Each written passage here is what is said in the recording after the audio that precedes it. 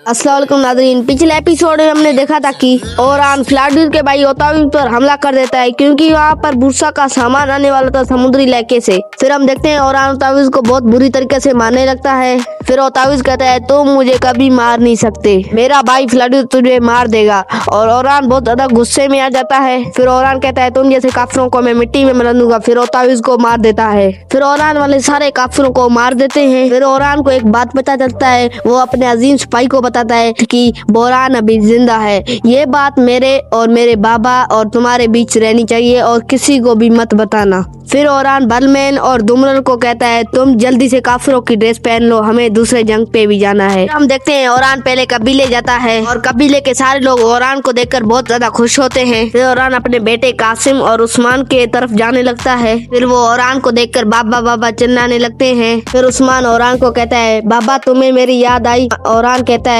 हाँ मुझे आपकी बहुत याद आई। ओरान कहते हैं आओ मुझे अपनी बहादुरी दिखाओ। फिर ओरान पर उस्मान और कासिम भारी पड़ने लगते हैं, लेकिन ओरान उन्हें धक्का दे देता है, लेकिन वो ओरान के ऊपर चढ़ जाके ओरान को गिराने लगते हैं। फिर ओरान गिर जाता है और बच्चों के साथ खेलने लगता है। फिर ओरान अपने दूसरे जंग के लिए रवाना होता है। फिर हम देखते हैं वहाँ पर बोरान बहुत ज्यादा टॉर्चर हो रहा था। फिर फ्लाडूस कहता है दिन से मेरे आदमी तुमसे पूछा कर रहे, तुमने अभी तक कुछ भी नहीं बताया। फिर फ्लाडूस उसको पानी पिला देता है। फिर पूछता है मेरे बाप को किसने मारा था? ओरान कहता है थोड़ी सी जानकारी दे दो फिर मैं बता पाऊँ। फिर फ्लाडूस बता देता है और ये थोड़ा सा जानकारी भी दे देता है। फिर बोरान कहता है तुम्हारे बाप को हमने नहीं मारा। फिर बोरान कहता है खाना दे दो तो और जानकारी बता सकता हूँ। फ्लाडूस गुस्सा हो जाता है और उसका गला दबाने लगता है।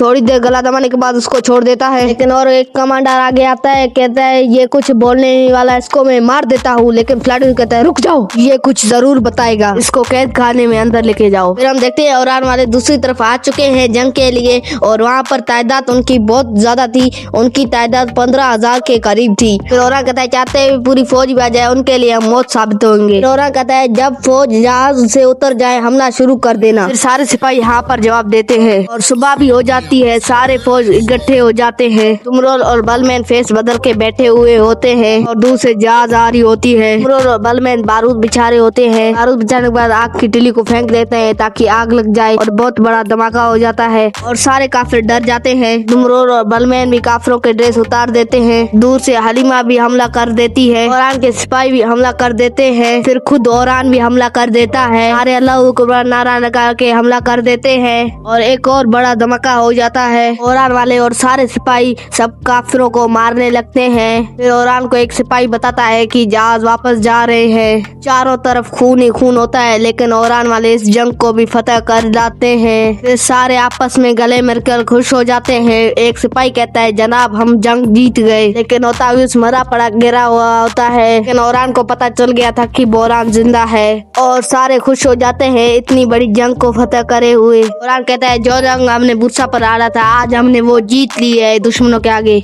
फिर फ्लाडूस वाले भी यहाँ पर आ जाते हैं सामान को देखने, लेकिन फ्लाडूस देखते हैं अभी सारे सिपाही मर चुके हैं और वो काफी ज्यादा चौंक जाता है। फिर फ्लाडूस अपने भाई को ढूंढने लगता है ओताविस को। फिर फ्लाडूस को दूर से देखता है कि उसका भाई मर चुका है। फिर वो बहुत ज्यादा डर जाता है और रोने लगता है बहुत जोर से। फिर उसे एक चिट्ठी दिखती है। फिर उसे वो पढ़ने लगता है। उसमें लिखा होता है दुनिया के दरवाजे बुरसा पर बंद हो जाएंगे। ओरान के सिपाहियों की वजह से बुरसा की उम्मीदें जमलक में रख जब बन जाएंगी। और वो बहुत जोर से रोने लगता है और कहता है मैं ओरान को मिट्टी में मिला दूंगा।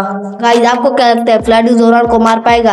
अपना राय कमेंट में जरूर दें। आज के लिए इतना ही, मिलते हैं नेक्स्ट वीडियो पर, तब तक के लिए अल्लाह हाफिज।